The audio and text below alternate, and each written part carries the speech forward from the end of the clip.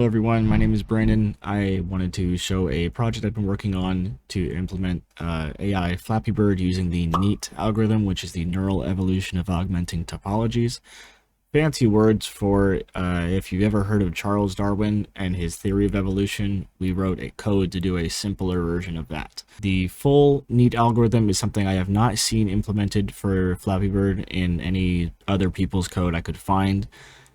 Which makes sense. The other mutations that the full NEAT algorithm offers is very much overkill for what this thing needs to do. You could very easily just fully connect the network and let it randomly mutate the weights, and then choose the best birds of each population and reproduce them, and then change the weights again slightly. However, I wanted to go a little bit above and beyond that, and I wanted to implement the full thing and have the ability to mutate connections, mutate nodes, as well as the weight mutation.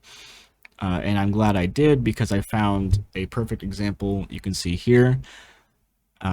We are looking at the distance from the bird to the top pipe, and then the distance of the bird to the bottom pipe, which are nodes 0 and 1, or 0 and 2, sorry. Node 1 is its horizontal distance, you can see by these lines, to the next closest pipe. Doing it the way I have done it, instead of just fully connecting the network and randomly mutating the weights, allowed us to see that we don't even need to know the distance to the top pipe or the distance to the closest pipe horizontally. The only connections we need for this to essentially go on, we're at 50 pipes and it's just going to go on infinitely at this point. We only need to know the distance to the bottom pipe and a bias. Potentially, you could even get away without using the bias. I'm not sure. That is something to experiment with. But this was a relatively simple project that evolved into something a little less simple. It took a bit more time than I initially planned, because I went a little crazy with the visualizations. So we can see here in the visualization, of course, we have the input nodes. The top number is the input sum, and the bottom number is the output value, or just the activated input sum. However, the input nodes don't actually get activated, so these are going to be the same numbers. You can see here the distinction between the two. If we have a slightly negative number, we get a number slightly less than 0.5. A slightly positive number gives us a number slightly more than 0.5. And of course, if these were very large input values, we'd get numbers closer to 1 here. If they were very large negative numbers, we'd get numbers closer to 0 here. But we are very much teetering on the edge of 0.5 pretty consistently. I think this visualization is something I have not seen in anyone's projects that I could find, at least. I didn't look too hard, but I think it's really interesting to get insights on how the network evolves, which I will get more into in a minute. We also have this visualization here on the left side, which updates at the end of every generation, if in case you wanted to save the plots instead of just having it show in real time on this side. There's also a couple other features of this project. If you run it with -p, it'll show a pre-trained saved bird network. That was the best performing one that I ran earlier, and you can see this one ended up getting a lot more complicated. It got to 28 generations, and I'll explain how it got that high in a second, because earlier it got to generation 4 and just kept going on essentially ad infinitum. But with a certain method I will get into in just a minute, we can see that it can get further and further along in the generative process, and we get to see some much more crazy network evolution.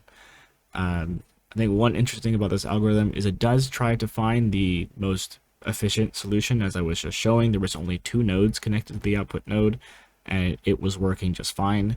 However, as time goes on, it'll try to experiment with new things and sometimes get a little out of control like this.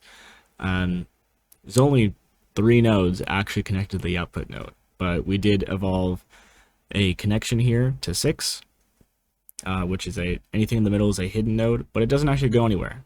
Same with 7, we have an input to it, but it doesn't go anywhere. 5 doesn't even have an input connection. It's just kind of hanging out, having a good old time. And you can see it's also going to go on essentially forever and not perform any better or worse than the previous network that had only 2 and 4 connected, because we found a optimal solution with only 2 nodes connected to the output.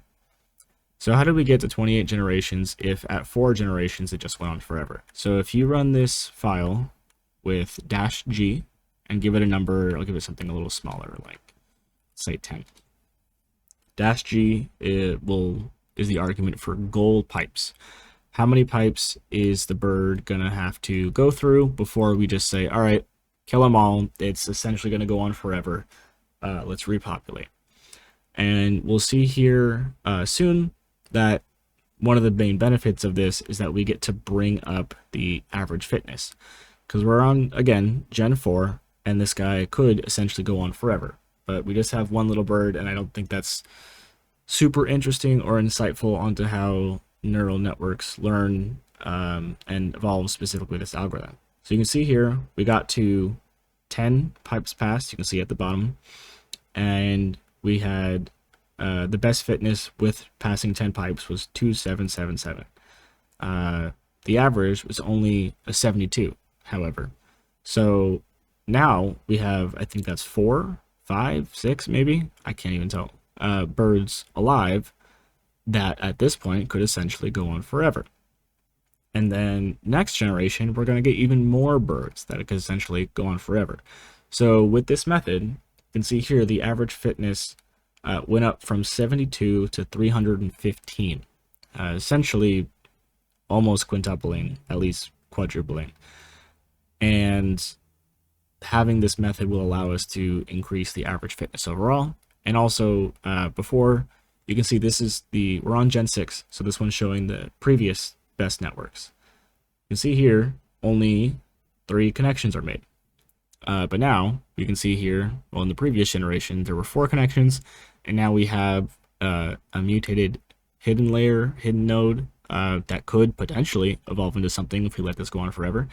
But I think this method allows us to get a lot more insights onto how this algorithm actually works, and allows us to explore things a lot more than just having a bird after 4 generations learning how to play the game forever. That didn't sound super appealing to me. So that is the project. I hope anyone who's interested in feels free to clone the repository and play with the code. If anyone's interested, I can make a more in-depth guide on the code that explains it if anybody wants to try and recreate this themselves. I think it was a very valuable learning process because there was no use of any machine learning libraries. This was my own custom implementation of the NEAT algorithm, just using NumPy, and then obviously Pygame and some smaller things here and there.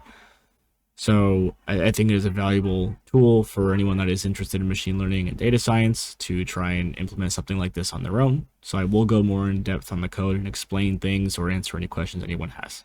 Thanks for watching.